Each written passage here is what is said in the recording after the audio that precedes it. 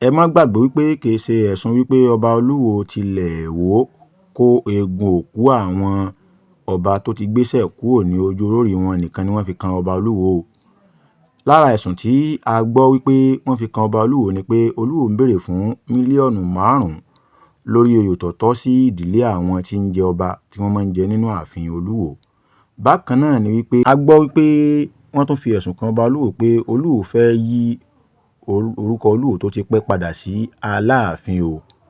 Lélèyìí tí wọ́n tún ń ṣàlàyé pé àwọn gbọ́ wípé kódà ọba Olúwo ti ń ṣe ìwé, ó ti ń kọ ìwé láti fi ránṣẹ́ sí ìjọba láti yí orúkọ padà.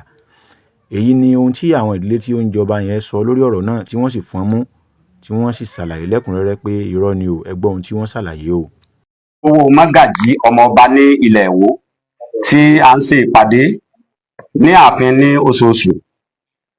A gbé ìgbésẹ̀ yìí láti dáhùn sí àwọn awuyewuye kan tó ń lọ lọ́wọ́ tí àwọn kan ń gbé kiri nípa bàbá wa Olúwo ti ilẹ̀ Ìwó, ọba Abdulrasheed Adéwálé Àkànbí. Nínú àwọn ohun tí wọ́n ń gbé káàkiri òun náà ni wípé bàbá wa wú àwọn bàbá wa ọba tí wọ́n ti lọ kọjá, léyìí tí kò sì rí bẹ́ẹ̀.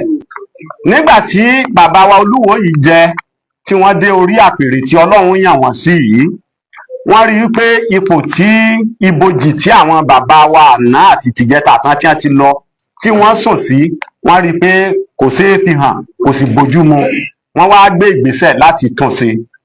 Eléyìí, gbogbo ìgbésẹ̀ wọn yìí kò sẹ̀yìn àwọn bàbá ọlọ́mọ ọba tí wọ́n jẹ́ àgbàlagbà. Kódà ní àsìkò tí wọ́n pè wọ́n síbẹ̀, wọ́n ń bi wọ́n léèrè ojú orórì ẹnì kọ̀ọ̀kan.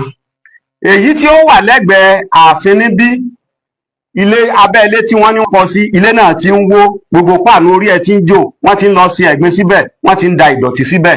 Bàbá wa rí i pé eléyìí kò dáa, wọ́n wá ṣe ní táyé òde òní lọ́jẹ́ kan lẹ táìsì àwo alálẹ̀mọ́lẹ̀ tí à ń lò láyé òde òní, wọ́n lẹ̀ mọ́ ojú orórì àwọn bàbá náà. Bákan náà, wọ́n tún bi àwọn bàbá tí wọ́n jẹ́ ọlọ́mọ ọba àgbàlagbà láàfin wípé ń bo ni àwọn yòókù wà, wọ́n sì mú wọn lọ sí ẹ̀yìn ìkùlé ààfin àtijọ́. Wọ́n fi hàn wọ́n, ṣùgbọ́n nígbà tí wọ́n débẹ̀, wọ́n rí i pé ibẹ̀ ti di àkìtàn, léyìí tó ṣe wípé oríṣiríṣi ẹ̀gbin ni wọ́n ń ṣe síbẹ̀. Wọ́n á rí i pé eléyìí kò dáa tó. Kódà wọ́n bi àwọn bàbá wa yẹn nígbà náà wípé ojú orórì ẹnìkọ̀ọ̀kan jẹ́ ní alẹ́ dàmà. Èsì táwọn bàbá wa ọlọ́mọba yẹn fọ̀ ní wípé ọjọ́ ti pẹ́, àwọn ò dá wọn mọ̀ wọ́n. Wọ́n ní ṣùgbọ́n láti ibìkan sí ibìkan ló ti bẹ̀rẹ̀. Eléyìí ló mú kí Olúwo gbé ìgbésẹ̀ láti pe òṣìṣẹ́ láti wá ṣe ọgbà yìí ojú orórì náà, tí wọ́n sì ṣepo, wọ́n fi blọọkù mọ́, wọ́n sì fi irin àti àwọn ṣéè láti rí i pé ẹnìkan kan kò sí ẹ̀gbin síbẹ̀. Ó ń bẹ níbẹ̀, a ti débẹ̀, a ti lọ wò ó. Àwa ń fi sọ fún àwọn èèyàn yìí pé bàbá wa Olúwo kò wú eégún ọba kankan lọ sí ibì kankan. Gbogbo ẹni tó bá ń gbọ́ léyìí, ẹ kà kún àgbésọ àwọn oníbàjẹ́ ènìyàn. Ó sì lè jẹ́ wípé àwọn tí wọ́n dun ipò pẹ̀lú bàbá wa Olúwo yìí tọ́lọ́ ń yàn bẹ́ẹ̀ yìí, kí wọ́n má jẹ́ kí wọ́n lo àwọn fún iṣẹ́ tí kò dáa. Torí ẹni tó bá jẹ́ ọmọ Olúwo tòótọ́ kò ní máa sọ nǹkan nípa tí kò dára nípa Olúwo. Nítorí náà, àwa mágàjí a ti ní àgbé ìgbésẹ̀ yìí, ṣùgbọ́n bàbá wa Olúwo ní ká má wulẹ̀ gbé ìgbésẹ̀ kankan. Àwa lo àǹfààní pé wọn à sí nílé báyìí, la fi lo àǹfààní la fi gbé ìgbésẹ̀ yìí jáde. Nítorí náà, ní orúkọ gbogbo àwọn bàbá mágàjí, gbogbo ohun tí wọ́n ń sọ nípa Olúwo, ọ̀rọ̀ náà kò rí bẹ́ẹ̀ o. Ẹnikẹ́ni láti tòsí ni àbí látọ̀nà jíjìn tó bá fẹ́ rí orórì gbogbo àwọn bàbá tí wọ́n ti lọ, tí wọ́n ṣe sí ààfin, ó láǹfààní láti wá láti fojú rí o. Ẹ ṣé o. Tá bá pe ọba Olúwo ní Aláàfin, ààfin tìwó ni, kì í ṣe ààfin ibòmíì. Olúwo ni wọ́n ní táìtù ọba wa, wọn sì yí padà. Olúwo ni wọ́n ń lò, wọn yí padà. Tẹ́ bá rí gbogbo àkọsílẹ̀, gbogbo ibikíbi kan bá lọ, àdírẹ́sì kan máa ń lò, táìtù Olúwo náà ń lò.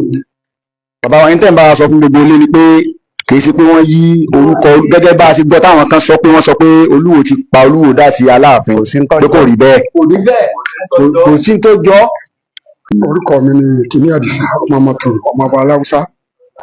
so Olúwo ẹ̀mí rẹ̀ ogún o ìgbà ọdún kan ni o ẹsẹ̀ ọba kọjá kó pẹ́ bíbàtọ̀ pẹ́ lẹ́sẹ̀ ẹ̀mí rẹ̀ ogún kí wòye ọ̀dà so kò yí ipò ó kọ ohun òyípadà o Ìwó náà ni o ọba Ìwó ni o kì í ṣAláàfin o Ìwó ni o Olúwo náà ni kì í sábà bàbá o ti lẹ́tà kankan bàbá o bí báyìí ni o no kò sí ìpadà o. ọba Búsàrí rọ̀ ó tí wọ́n jẹ́ mágàjí ilé Mọ́tòrò lábẹ́ ìdílé Aláùsá.